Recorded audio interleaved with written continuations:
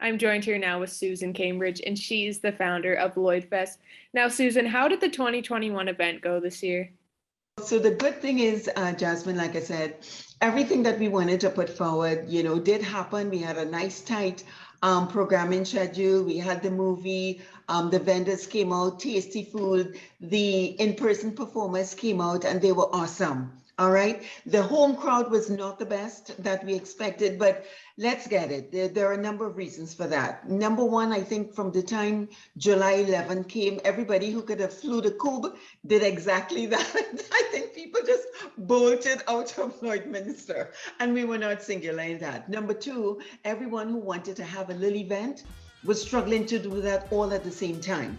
And number three, we were sort of a little bit remote down at the exhibition grounds, but I had to take everything into consideration in terms of why we weren't able to move. And I think I really need to set the record straight because everybody kept saying, but why wasn't she at the Bud Miller Park? Why didn't happen at the Bud Miller Park? Let me tell you, up until July 11th, the Bud Miller Park was a no fun event like ours. And we knew that. So therefore, when July 11th came, we were already way ahead into the movie production, number one. And it's not easy for me to pick up the phone and call the city and say, hey, I need to move my event right away. There's a process. And that would have probably taken another time, maybe a week, maybe two. I mean, I don't know, given the situation, because I don't know who else would have been fighting up for use of the park at that time. So I would say to everybody, it was not as easy as to move it. So please, we had it at the exhibition grounds. The exhibition grounds had an event the week before that. They are having Chuck Wagon now. So if you really wanted to come on down, it was not a hindrance for you, right? But having said that, absolutely, those who came had a wonderful time.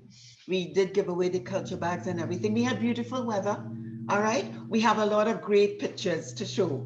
All right. And we uploaded the movie on our YouTube channel. We sent out the link and it's all there. So let me give you a chance to ask another question. And speaking of the movie, how was the reaction from it and how was it putting it together? Well, putting it together was amazing. I had a lot of help from from a guy named Dell from the ABC Club, the Air Force Bangor Club. His name is Dell. And he took his time. He's from Cold Lake. He took his time with that production. It was absolutely marvelous. I mean, if you could sit down and look at 2.75 hours of entertainment, information, different recipes, we had over 15 countries inside of there. It was back-to-back movie, information, how the story all started. It's all there. I think that production will go down in history because I have yet to see someone do that. The next thing that I want to point out, Jasmine, is that Lloyd is a very migratory town, and I'll keep it at Lloydminster. I know globally things affected people differently, right? And you will hear across the board, oh, we need to make Lloydminster a very welcoming town. Oh, our rich, diverse heritage. Oh, but I think Lloydfest is really the only event that targets an international audience. We deliberately target an international audience. When we uploaded some of our performances and so on, I got messages from Trinidad, from Toronto, people in the Caribbean, different parts of the world. I got a call from someone in Toronto who asked me, where's Lloyd? I'm like, you gotta be kidding me, right? And these are people living there. Right? Lloydminster, where is that?